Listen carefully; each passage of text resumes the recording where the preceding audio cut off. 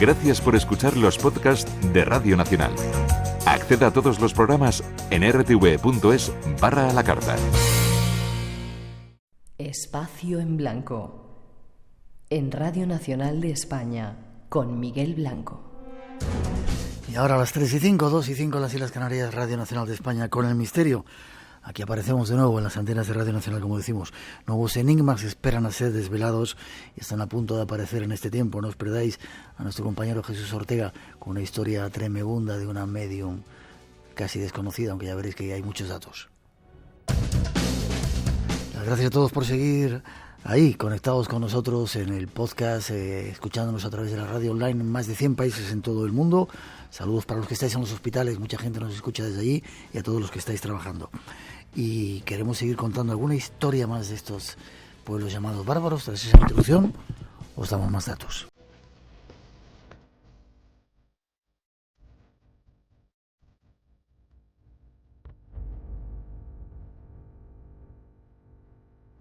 Sigamos conociendo el origen de Hispania. Les llega el turno a los visigodos. Los visigodos llegan a Hispania como federados de Roma y luchan como sus aliados para expulsar a los pueblos alanos y vándalos. En número, los visigodos representan una porción muy pequeña sobre el total de habitantes de Hispania. Se estima que los germanos que cruzan los Pirineos son un 2% de los 4 o 5 millones de hispanoromanos que viven en la península. Con el paso del tiempo, la relación entre hispanoromanos y visigodos va cambiando. Tarragona representa la última entrega de poder de los romanos a los bárbaros y el comienzo de la disgregación del imperio en Hispania. La ciudad se rinde a los visigodos, poniendo fin a casi 700 años de presencia romana en la península. Eurico se convierte en el primer rey de un territorio visigodo independiente, que con capital en Tolosa abarca el sur de la Galia y parte de Hispania.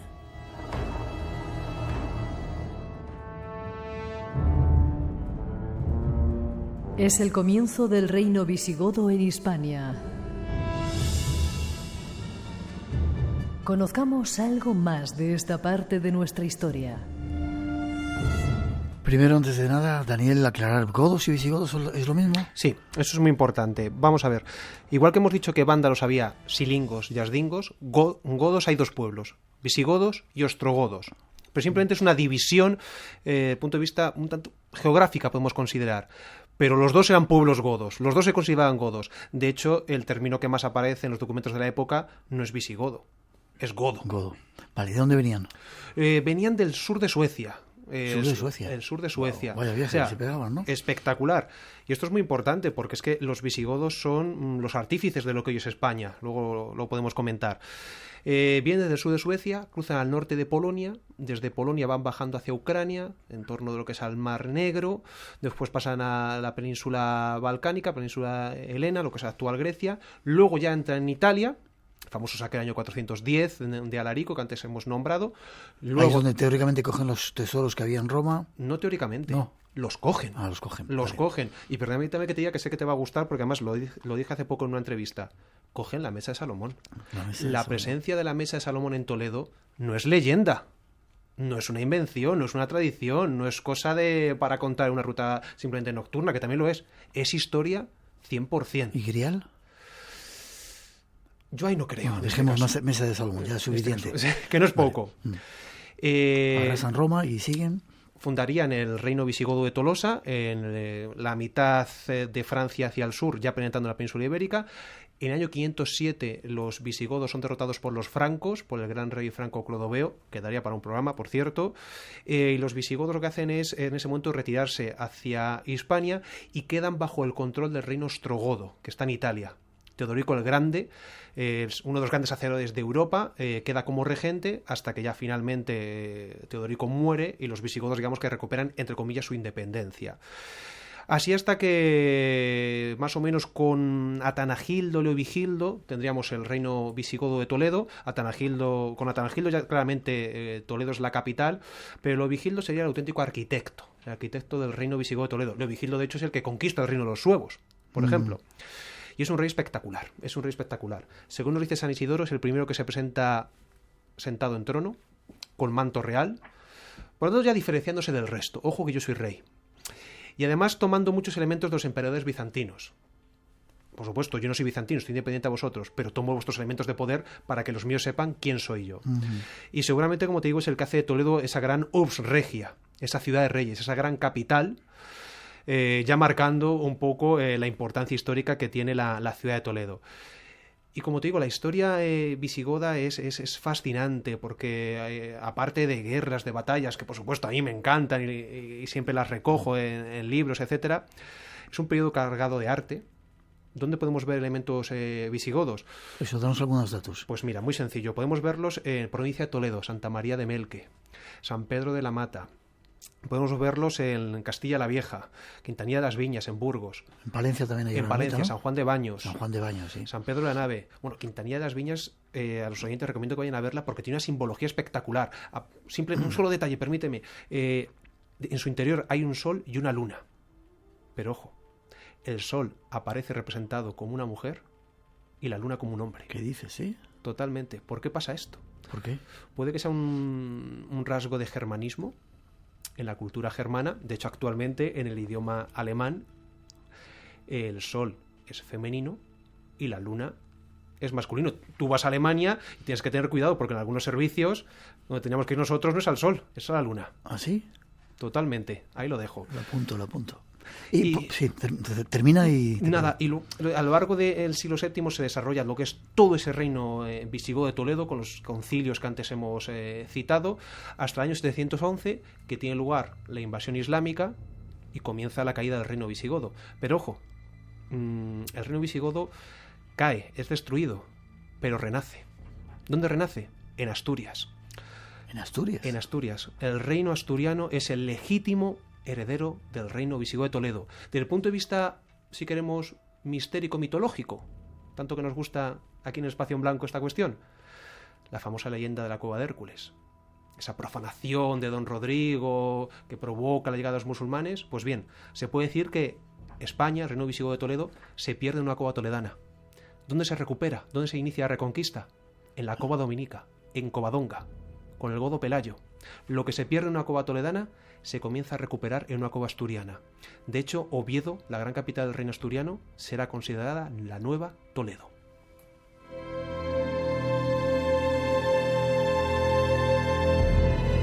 Perplejo me dejas. Casi para terminar, ¿por qué se dice que los visigodos fundaron Hispania? Porque es así.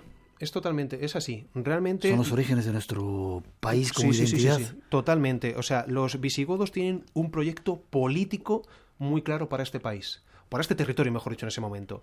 Y lo que se buscan es como una ansia de unidad. Primero, unidad política, el conquistar toda la península ibérica, toda Hispania, conquistar a los suevos, expulsar a los bizantinos que se habían asentado en el sur de la península ibérica. Unidad religiosa, porque los visigodos cuando entran en Hispania son cristianos, pero no son católicos, son arrianos. Grosso modo, para que los oyentes lo entiendan, un arriano, el tema de la Santísima Trinidad, Dios Padre, Hijo, Espíritu Santo, al mismo nivel, no les cuadra. De hecho, fíjate, los arrianos consideran que los católicos son politeístas, que creen en 3 dioses. Y de hecho los arrianos se consideran que ellos son los auténticos católicos. ¿Por qué? Porque Jesús no es Dios, es el Hijo de Dios. Claro, esto es un ataque a la línea de flotación del dogma católico. ¿Qué pasa? Leovigildo es el último rey arriano. ¿Y qué intenta? Que todo el mundo en Hispania se haga arriano. Muy complicado. ¿Por qué? Porque lo ha dicho en la introducción, había muchos más hispano-romanos católicos que arrianos. ¿Qué pasa? Que su hijo, en el tercer concilio de Toledo, el año 589, provoca la conversión de todo el pueblo godo al catolicismo. Es un momento fundamental para la historia de España. Desde el año 589, independientemente de las creencias o no creencias que tengamos hoy en día, España es católica. Y esto es un rasgo identitario. Insisto, creamos en lo que creamos, pero es así. Y luego además se avanza en la unidad legislativa, que no haya distinción entre hispano-romanos y visigodos. De hecho, llega un momento a finales del siglo VII que no hay distinción, que todo el mundo, entre comillas, no de sangre, pero sí de identidad, es goda. Todo el mundo pertenece al reino visigodo de Toledo. Y hay una identificación territorial. El reino visigodo de Toledo no simplemente es un nombre, no simplemente es un título, el Rex Gotorum, no. Hispania y el sur de Francia, la Narbonense, un resto que quedó del reino visigodo de Tolosa, están unidos inevitablemente al concepto del reino visigodo de Toledo y por ende unidos al concepto de España.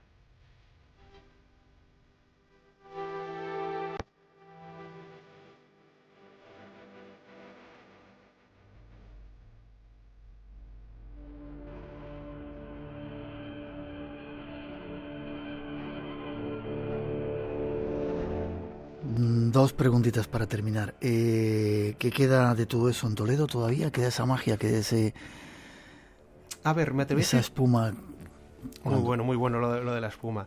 Me atrevería a decir, Miguel, que quedan de la época goda en Toledo dos elementos. Por un lado, el elemento físico, muy limitado. Es decir, tú vas ahora mismo a Toledo y no ves ningún palacio visigodo, no ves ninguna iglesia visigoda. Ves piedras impostas en la famosa cueva de Hércules en el exterior, el Museo de los Concilios y de la Cultura Visigoda, en la iglesia de San Román. Recomiendo la visita encarecidamente. Entonces, materialmente, sí, las cosas como son, es limitado. Pero desde el punto de vista de la leyenda, desde el punto de vista de la tradición, desde el punto de vista de la identidad, de la esencia, ese Toledo visigodo sigue estando muy presente. Sigue estando muy presente. ¿Por qué? Porque no podemos entender España, no podemos entender Toledo sin esta época. Porque realmente, yo lo voy a decir directamente, si me permites, Toledo ha sido lo que es en la historia por los godos. Si no hubiese sido por la monarquía visigoda, por la iglesia visigoda, por los tesoros godos, Toledo, y yo como toledano lo digo, no tendría la importancia y el simbolismo que tiene hoy en día. Y ese simbolismo, esa magia, esa identidad, esa tradición, pertenece a la Hispania goda. Vale, y ya para terminar, tenemos sangre bárbara. Por supuesto, sí. Totalmente. Ya te he comentado antes que evidentemente podemos considerar que a nivel de población, a nivel sanguíneo, pues somos sobre todo celtas e íberos. A nivel cultural somos romanos. Pero a nivel de ideología, de identidad, de proyecto político, somos bárbaros, somos germanos, somos godos.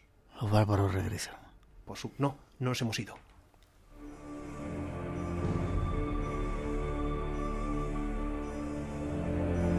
Para los que quieran conectar contigo, recomendamos este libro, Bárbaros en Hispania. No vas a estar en la Feria del Libro, pero ¿dónde se te puede conectar? En Facebook, si me buscan, Daniel Gómez Aragonés. Creo que solo estoy yo, no hay nadie más que tenga ese apellido y esos dos apellidos y mi nombre juntos. Ahí me pueden encontrar y también si van a Toledo, en nuestras rutas, en Paseos Toledo Mágico. Ahí estamos, Museo de España Mágica.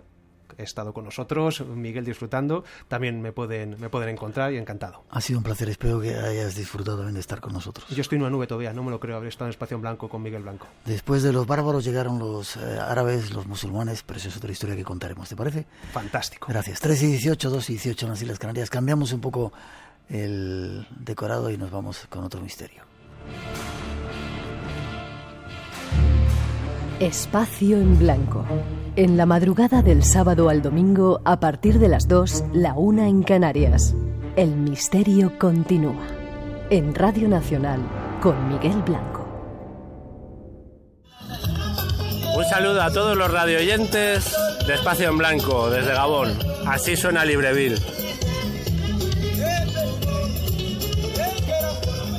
Pura vida.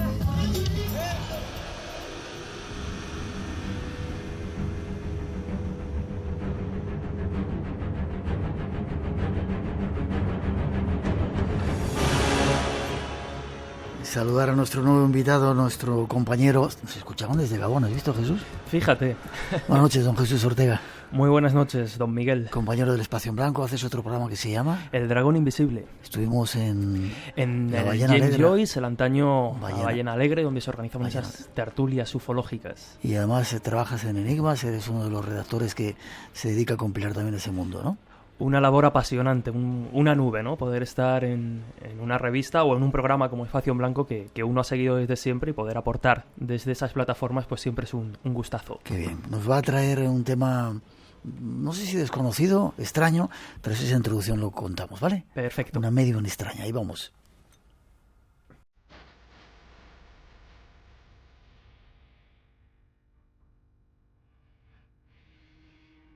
Nuestro siguiente tema nos llevará a conocer a una mujer medium portentosa.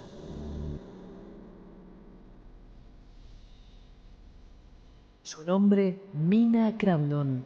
Esta es parte de su historia.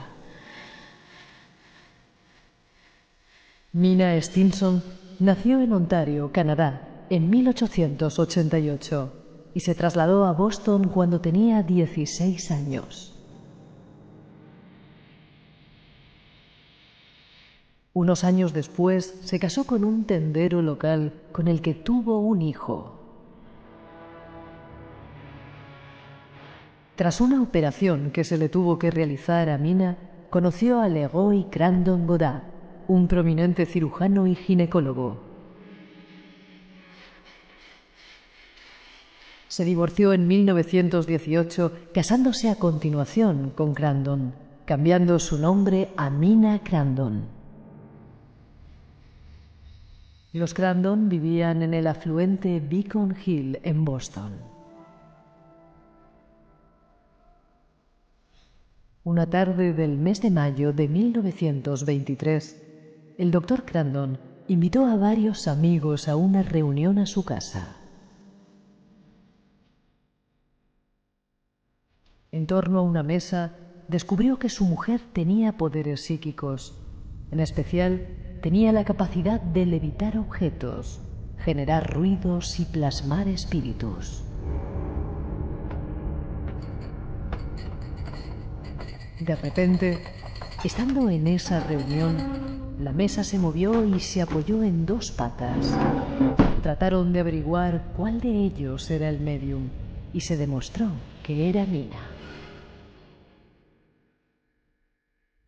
Así comienza la historia de esta mujer dotada supuestamente de poderes psíquicos.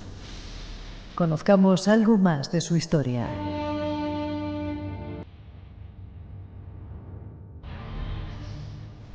¿Has escuchado, Jesús, cómo se movía la mesa?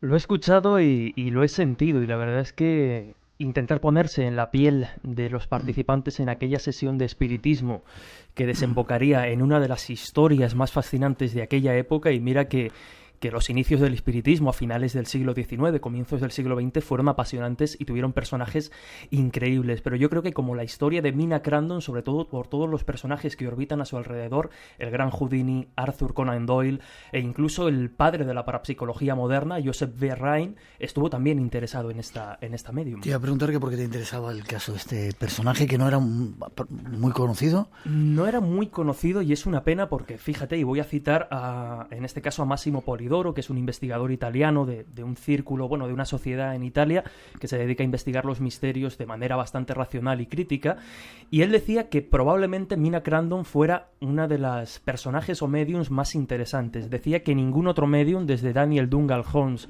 o Eusopia Paladino, que es más conocida quizá entre los oyentes de Espacio en Blanco, ambos grandes mediums de la época, pues decía que Mina Crandon había incluso superado las capacidades de Paladino o Douglas Home, y que fue el último caso famoso de mediumnidad física que se presentó como prueba de la realidad de los poderes de la mente sobre la materia hasta la llegada 50 años después del famoso Uri Geller. Decía Massimo Polidoro que con ella, con Mina Crandon, terminó la era de los grandes mediums. Vamos a situarla. ¿De dónde era ella? ¿Canadiense? ¿Nació en Canadá? Efectivamente, tal y como escuchábamos en la introducción, Mina Crandon, cuyo nombre antes de tomar matrimonio con el Dr. Crandon era Mina Stinson, nació en Canadá en el año 1888.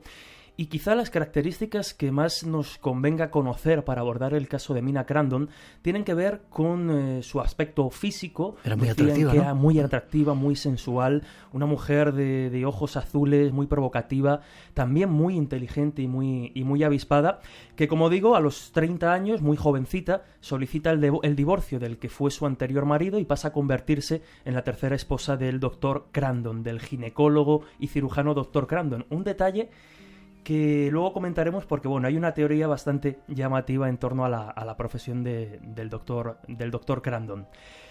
Ella se traslada finalmente a Boston y como bien escuchábamos en la introducción, no había sentido ni había, mostrado en ningún momento, hasta un determinado momento. Hasta ese momento no, nada de poderes. Efectivamente. De hecho, el doctor Crandon, como decíamos, el doctor Leroy Goddard Crandon, pues como tantos intelectuales y personas de la alta sociedad de la época, comienza a sentir un particular interés por todo aquello que venía del mundo del espiritismo, de la mediumnidad, del estudio de los poderes psíquicos. Era algo que, a diferencia de cómo lo percibimos hoy en día y que parece que investigarlo desde el ámbito científico y académico produce cierto rechazo o parece que no está bien visto, en aquel tiempo lo vemos en fenómenos, por ejemplo, como la Ouija, de la que un día podríamos hablar. Los científicos sentían un poderoso interés por este tipo de fenómenos. Ya fuera con más o con menos escepticismo, lo cierto es que se aproximaban a ellos. Y como digo, una persona con las inquietudes intelectuales del Dr. Crandon, alguien que estaba muy valorado en la alta sociedad, que venía, y este detalle será importante, que venía incluso de una familia de renombre en la época, pues hablando con un compañero, descubre pues un libro que habla de espiritismo y él comienza a sentir interés por estos fenómenos que se describen. ¿Qué decide hacer para solucionarlo? Pues organizar una sesión que tuvo unas consecuencias desde luego llamativas.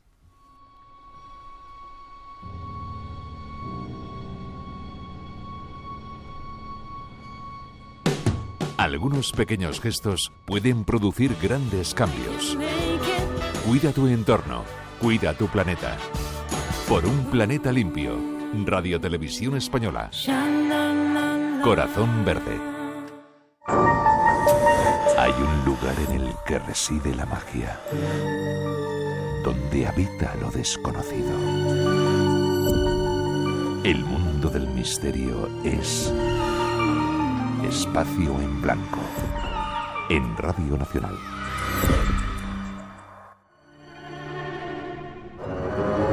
Nuestro compañero Jesús Ortega esta noche hablando de este personaje tan curioso.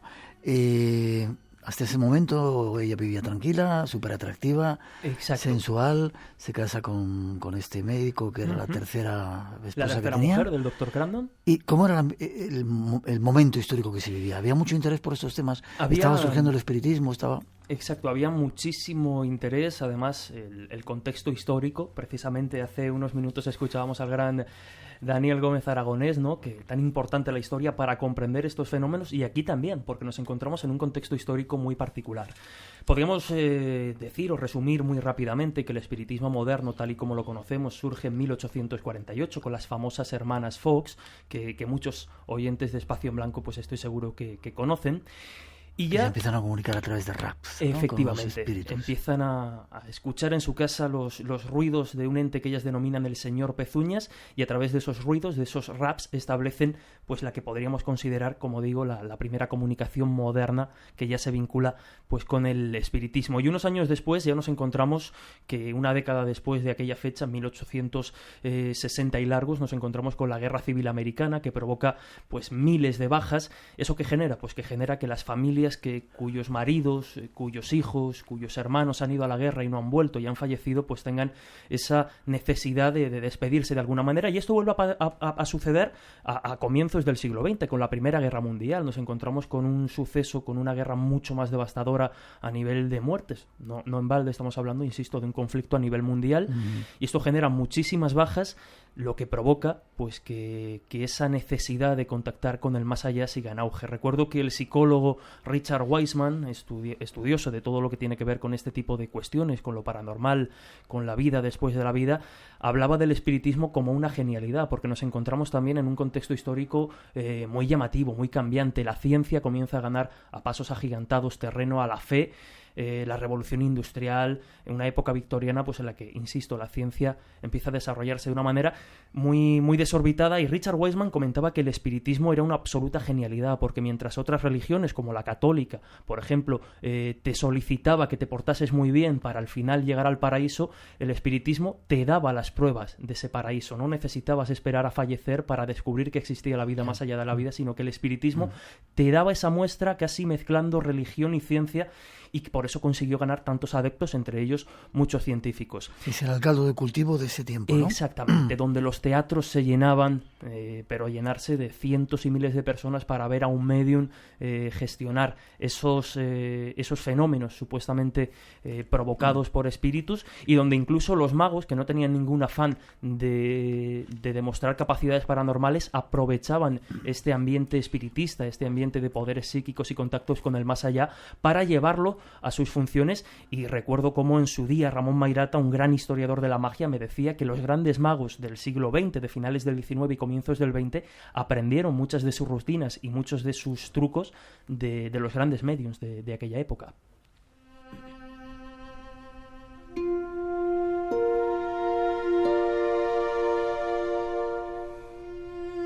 Es cuando al doctor Crandon le interesa esto y organiza en su casa una fiesta o una reunión. ¿Y qué pasa? Pues nos encontramos en ese ambiente que de verdad me encantaría intentar dibujar con palabras, porque debía ser un ambiente asombroso. Nos encontramos en una habitación con una mesa redonda, construida de hecho en base a las medidas que daban los libros de aquella época. Las mesas espiritistas, las mesas parlantes, como también se las conocía, debían tener unas medidas y unas capacidades concretas supuestamente para funcionar. Pues él construye esa mesa y decide invitar a una serie de amigos, muchos de ellos pues también de formación médica y de formación científica, a una sesión en la que no tenían ninguna pretensión, solo la de experimentar y la de comprobar si aquello que leían en los libros, en los periódicos y que se veía en los teatros de la época también podía sucederle a ellos y podían contactar con ese más allá. Desde luego la propuesta era sugerente. Esos amigos, entre pues aterrados, inquietados y con ese escepticismo siempre presente, deciden presentarse a esa sesión, en la que también participaba la esposa del Dr. Crandon, ya por aquel entonces Mina Crandon. Y hacen esa sesión, se sientan todos a la mesa, bajan las luces de la habitación porque los espíritus siempre demandaban oscuridad o un ambiente tenue para manifestarse, se dan las manos y comienzan a esperar que algo se manifieste. ¿Cuál es la sorpresa de los asistentes cuando la mesa, aún en esos primeros momentos tímidamente, empieza a tambalearse, empieza a moverse, como podíamos escuchar en la introducción? El ambiente cambia, el ambiente ya se pone algo más tenso, algo más inquietante. Déjame que te corte. Un segundito solo, no os enfadéis, digo a los oyentes porque se enfadan conmigo. Tenemos un corte de la mesa, Perfecto. creo. Acérquense, que se coloquen alrededor de la mesa quienes no tengan miedo. Necesitamos a 8 valientes. ¿Qué voy a ver algo así? Muy bien, muy bien, muy bien. Siéntense. Sir Malcolm, tome asiento. Maravilloso. Siéntense, siéntense. Caballeros, quítense las joyas. ¿Qué va a pasar? Señoras, quítense los guantes. Estamos a punto de hablar con los espíritus. Por favor, sus manos. Les pido paciencia. Les pido que dejen a un lado sus recelos e imaginen sus mentes flotando en la oscuridad del tiempo. Dejen que sus imaginaciones se liberen y deambulen conmigo hasta los tiempos de los mares antiguos. Hasta los tiempos anteriores al tiempo, cuando los espíritus caminaban, cuando el sol era nuevo y los antiguos dioses poblaban la tierra. Yo te invoco, Mut, diosa madre, y a los portavoces de los muertos. Venid a mí.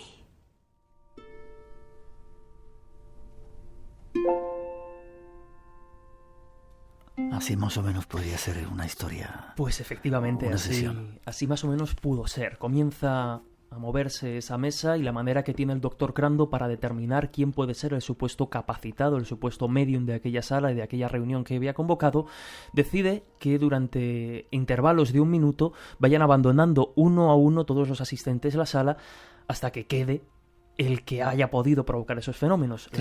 La mesa se movía sola. La mesa comienza a moverse de manera más violenta a lo largo de la sesión, hasta que finalmente solo queda una persona sentada a la mesa. Y para sorpresa, yo imagino que del Dr. Crandon, la medium, la capacitada, era su esposa Mina Crandon.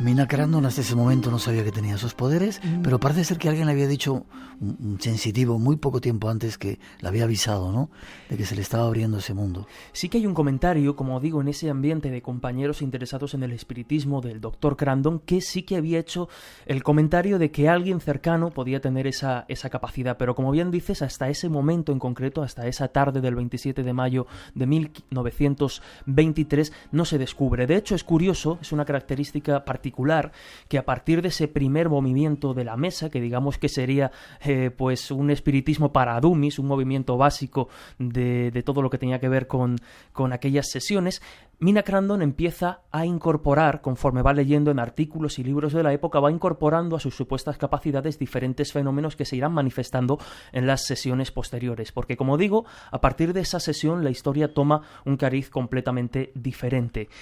Meses antes de ese mayo de 1923, en enero concretamente de ese mismo año, la revista, la famosa y reputada revista que por aquel entonces pues ya tenía esa fama de académica y de científica, la revista Scientific American, conocida y de renombre incluso en nuestros días, decide poner en marcha un concurso en el que ofrece $2.000 a quienes sean capaces de ofrecer una fotografía psíquica, una fotografía espírita con fantasma que ellos consideren auténtica en base al comité de expertos y científicos para evaluar esa prueba, y $2.500 a quien sea capaz de demostrar sus supuestas capacidades paranormales, sus capacidades psíquicas, ante un comité de expertos que desde luego me vas a permitir reseñar, Miguel, porque llama muchísimo la atención. Ojalá y en nuestros días tuviéramos algo parecido. El comité estaba formado por William McDougall, que era profesor de psicología de la Universidad de Harvard, el prestigioso físico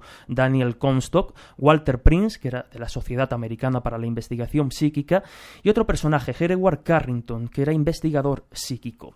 El quinto miembro de ese comité era el gran escapista, el gran ilusionista Harry Houdini. Hay que poner en contexto quizá a la audiencia, aunque en su día entrevistasteis pues a un gran conocedor del personaje como fue Eduardo Camaño, que bueno, para los oyentes que quieran saber más sobre la figura de Houdini, pues ahí tienen los podcasts de Espacio en Blanco para acudir a esa entrevista. Pero por resumir muy rápidamente, Houdini ya era conocido por aquella época como un reputado y temido cazafantasmas, alguien que se dedicaba pues a ir de gabinete en gabinete de diferentes mediums, siempre con la sana esperanza de encontrar alguno de ellos real, pero lógicamente se estaban enfrentando pues a uno de los grandes magos que ha parido la historia. Porque había perdido a alguien, ¿no? Sí, él en un primer momento empieza su coqueteo con el espiritismo utilizándolo como método de lucro en sus diferentes sesiones, pero en 1913, cuando su madre fallece, con la que tenía una relación, pues algunos expertos señalan que insana, una relación unida a ella de manera casi enfermiza, su madre fallece mientras él se encuentra de gira por Europa, por lo que no puede despedirse de ella. Al parecer incluso hay una especie de último mensaje que la madre de Houdini quería dejarle para la posteridad, y él al estar fuera no consigue escucharlo, se obsesiona con despedirse de su madre y vuelve a los brazos del espiritismo, como digo, con ese sano escepticismo de intentar encontrarse a alguien, pero bueno, no era así. Este comité científico, organizado por la Scientific American, generó que muchos científicos, valga la redundancia, creyeran que Houdini, pues dado que se trataba de un hombre de teatro, de un hombre del mundo del espectáculo que no tenía formación científica, pues no consideraban adecuado que estuviera en este comité. Pero aquí siempre sabrán muchos oyentes que las personas, los expertos recomiendan que para este grupo multidisciplinar de investigación paranormal siempre es bueno tener a un ilusionista. ¿Por qué?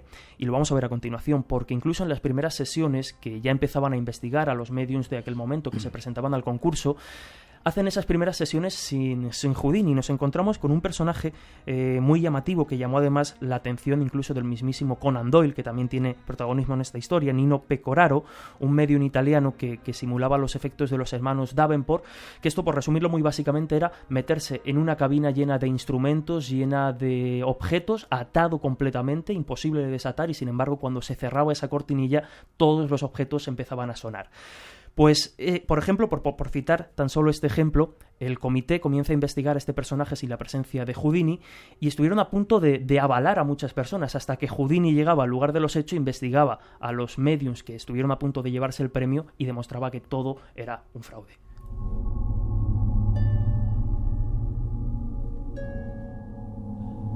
Antes de que sigamos con la historia, Mina ¿Qué capacidades tenía? ¿Qué era capaz? Incluso ectoplasma se mostraba en esas sesiones que hacía. Creo que se presentaba muy ligerita de ropa, ¿no? También. Era, efectivamente, hablábamos antes de que era una persona provocativa, una persona sensual, porque tiene mucha relevancia.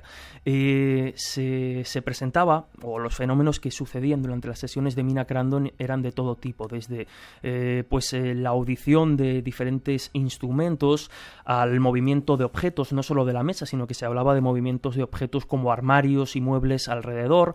Se hablaba incluso de, como bien has dicho, de la manifestación de ectoplasma, que era un fenómeno muy común en los medios de la época, y en este caso voy a comentar una anécdota curiosa que la señalábamos antes, y se hablaba de que Mina Crandon era capaz de, materializar o exteriorizar el ectoplasma incluso por la vagina, por los orificios del cuerpo, entre ellos. Sí, pero es que incluso hubo quien comentó que dada la formación o dada la especialidad de su marido, que como decíamos era ginecólogo, hay quien incluso habló de que pudo haber una operación de por medio para que Mina Crandon pudiera introducir objetos en su vagina que después se utilizaba para falsificar determinados fenómenos de las sesiones. Pero volviendo a los fenómenos que se producían, el más llamativo podía ser, incluso se hablaba de olores nauseabundos que generaban el malestar de los presentes y la manifestación de voces horrendas, graves, terribles, que aterrorizaban a los invitados de diferentes espíritus. Hablaban incluso de que era capaz de expresar ese tipo de voces en tercera persona con diferentes idiomas que a priori Mina Crandon no conocía. Tenía un hermano, parece ser que se manifestaba a través de ella, mal hablado. Muy mal hablado, hablamos de Walter Stinson, el hermano de Mina Crandon, fallecido en 1911 a causa de un accidente ferroviario terrible, y este era el espíritu guía de Mina Crandon, el que más se manifestaba, muy mal hablado, muy grosero.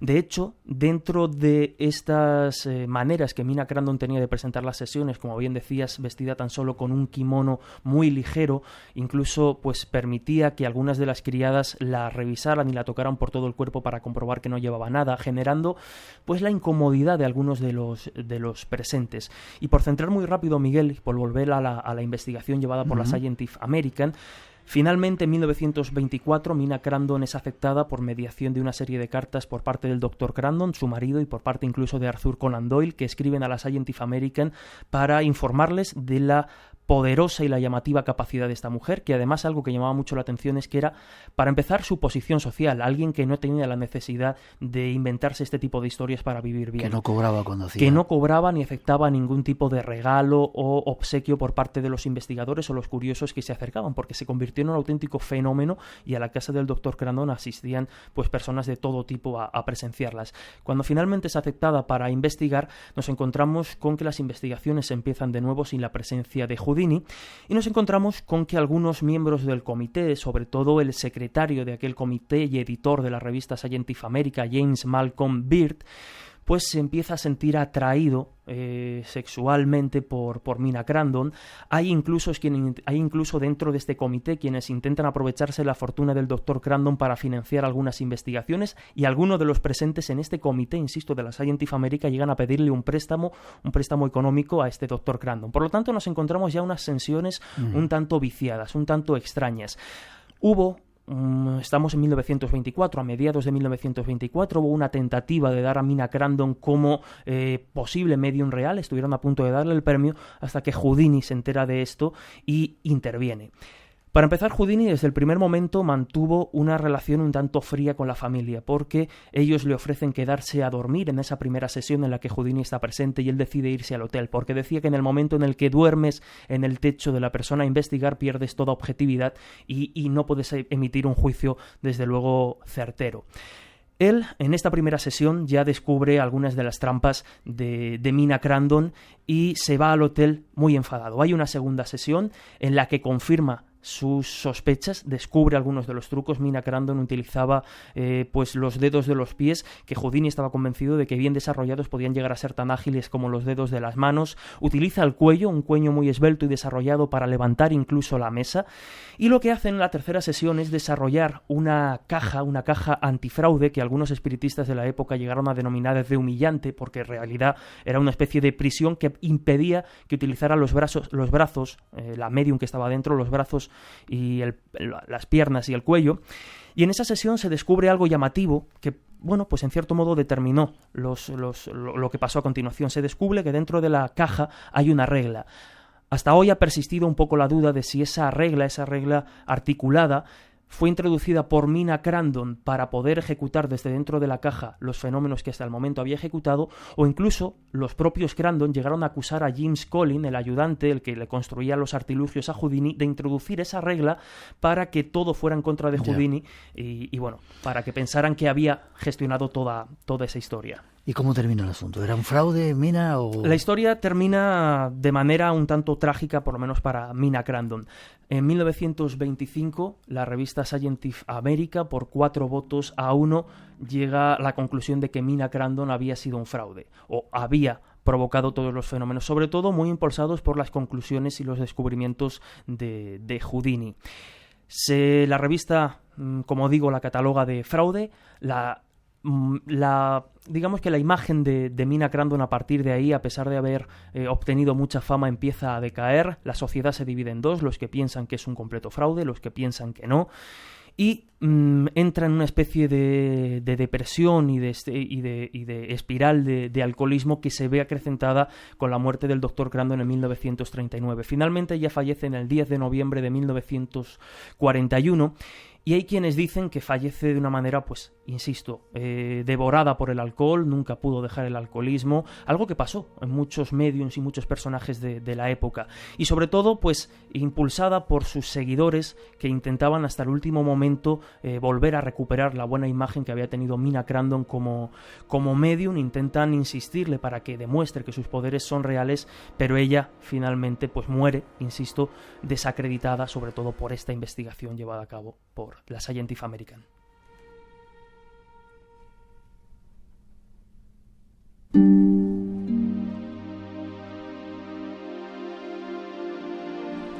Allí estaban los datos de esa medium Mina Crandon. Tiene que estar cerca mucho. Muy cerca del micrófono. Gracias. Solamente tengo que decirte gracias. ¿Forma de contacto contigo? Pues a través de Twitter, @J_Ortega Rubio. En Facebook también tengo la página Jesús Ortega. O, por ejemplo, el mail al que me escriben muchos oyentes de Espacio en Blanco, comunicacion.ortega@gmail.com. Vale, ¿y tu programa cómo se llama? El Dragón Invisible. Vale, ha sido un placer que hayas estado con nosotros. El placer siempre mío, de verdad, Miguel. Te veo prontito. Muy pronto. Tenemos que hacer un nuevo avance en ese trabajo que hacen nuestros compañeros en ese canal que tenemos aquí que se llama Plaiz, que se llama El Punto Frío, que os invito a escuchar. Ahí vamos con ello.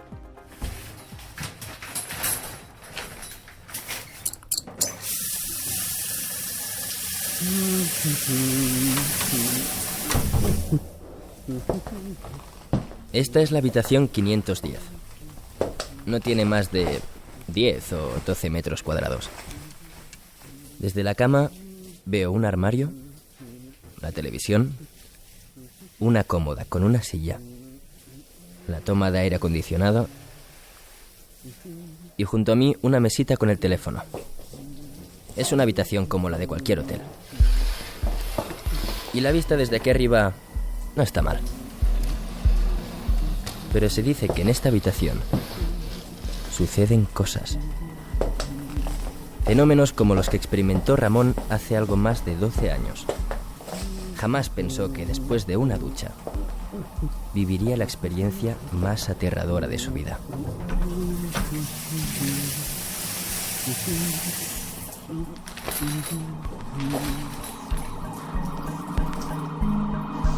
El Punto Frío, un podcast escrito y dirigido por Martín Vivas.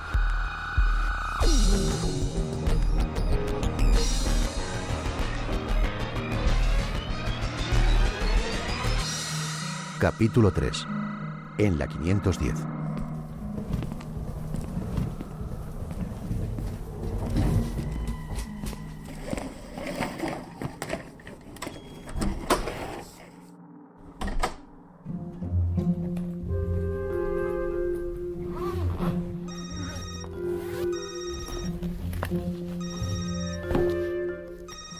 ¿Qué tal, cariño?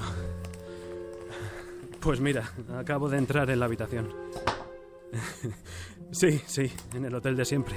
Lo prefiero. Pues como todas, un coñazo. Pero por lo menos parece que van a firmar el contrato. Ha costado, pero lo firmarán. Un hombre de 53 años en la actualidad, padre de familia que se dedica a negocios financieros, escribió al Punto Frío hace unos días. Aquí tengo su mail.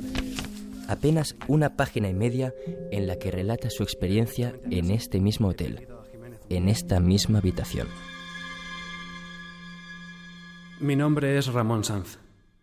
He dudado mucho en escribir este mail, pero mi hija, seguidora incondicional de vuestro podcast, me ha animado a hacerlo. Todo sucedió el 10 de noviembre de 2005. Era jueves. Llegué a la... Sí, eso espero. Ahora lo que quiero es descansar. No tengo ni hambre. Una ducha y a la cama. He cambiado el billete de avión para salir antes. Llegaré a las 10:30. ¿Y la enana? Os echo de menos. Y yo. Descansa tú también. Un beso. Ramón continúa. Nada más colgar. Saqué algo de ropa cómoda de la maleta y me fui directo a la ducha.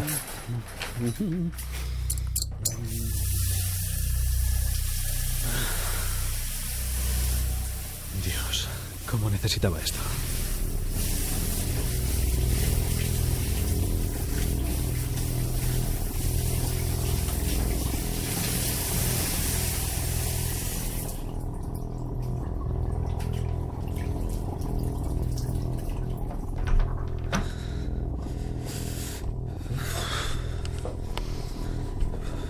No hacía tanto frío. Pensé que lo mismo la calefacción no estaba puesta. Qué raro. Pero estaba encendida. La temperatura del aparato marcaba 26 grados. ¿Esto está bien?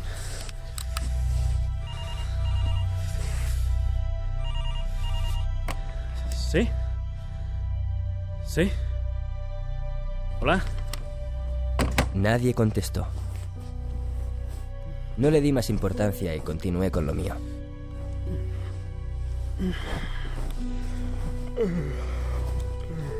Pero...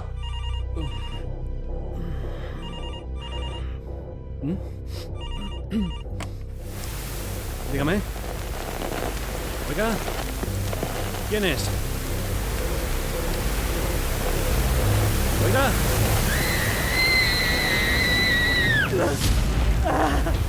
Nadie dijo nada.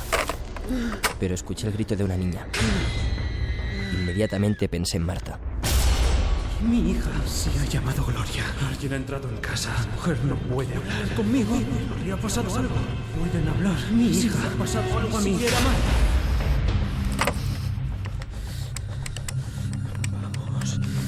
Vamos, Gloria. Contesta. Hola, cariño. No era mi hija. No, nada. Que quería daros las buenas noches. Hablar con mi mujer me tranquilizó. Muy bien. Lo único que quería comprobar es que mi mujer y mi hija estaban bien. ¿Y vosotras? Sobre todo mi hija. ¿Qué tal, Marta? Ok. Mañana hablamos. Un beso.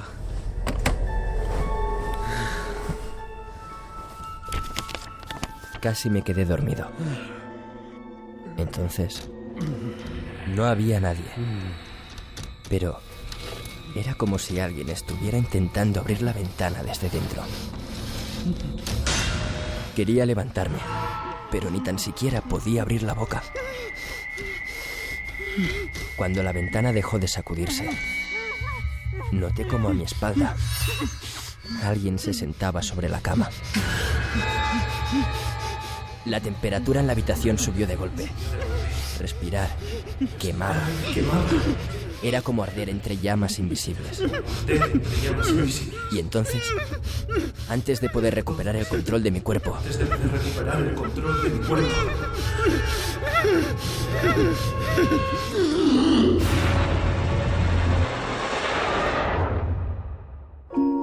mi cabeza se llenó de imágenes y recuerdos de mi hija Marta. Y recuerdos. Sus palabras, sus abrazos, sus palabras. palabras. Sus besos. Sus abrazos. Las caricias que me sus daba besos. Antes de quedarse dormida. Las caricias que me daba cada noche antes de quedarse dormida. ¿Por qué mi hija? Porque sobre la mejilla sentí la presión de una mano que clavó sus uñas en mi piel. Era la mano de alguien que no tenía más de 7 años. Salí de la cama todo lo rápido que pude. Tropecé un par de veces. Apenas logré llegar a la puerta. Cuando agarré el pomo para abrir, fue como si agarrara un pedazo de metal incandescente. Caí de nuevo al suelo. Y allí me quedé. Hasta que la puerta se abrió sola.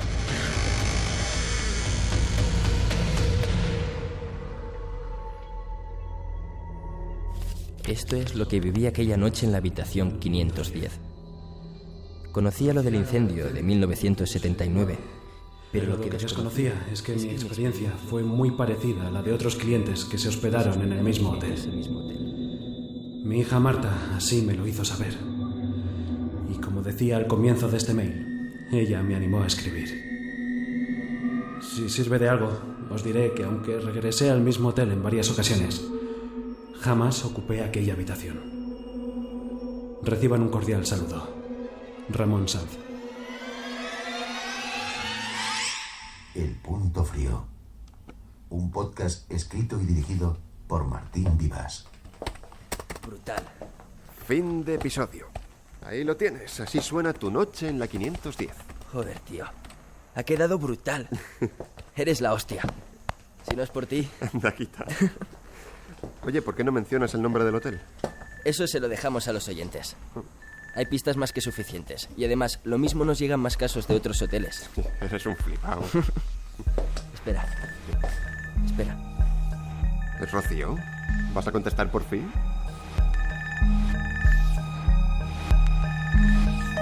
El Punto Frío. Si quieres conocer el universo transmedia de la serie El Punto Frío, visita la web www.place.es/El Punto Frío.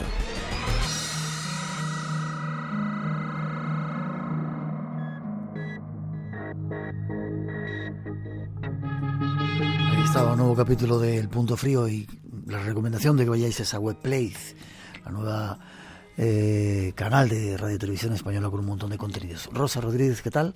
Hola, buenas noches, ¿Ha gustado Miguel? el programa de hoy? Pues ha encantado el programa de hoy, tanto la parte histórica que nos ha traído Daniel Gómez como la parte de misterio, esotérica de Jesús Ortega. Estaba entregada a la audiencia, sinceramente. Qué bien, Sí. bien. Ganadores, porque tenemos mucho más Tenemos tiempo. a Francisco Yorca y Alejandro Popoca del Facebook, a Francisco Ríos desde Tenerife, Raquel Flores, Madrid y Ruth San Segundo desde Castellón. Esperamos desde ya vuestros correos electrónicos con la dirección postal a la que queréis que os enviemos el libro. Feliz semana, te veo prontito. Hasta la semana que viene. Gracias.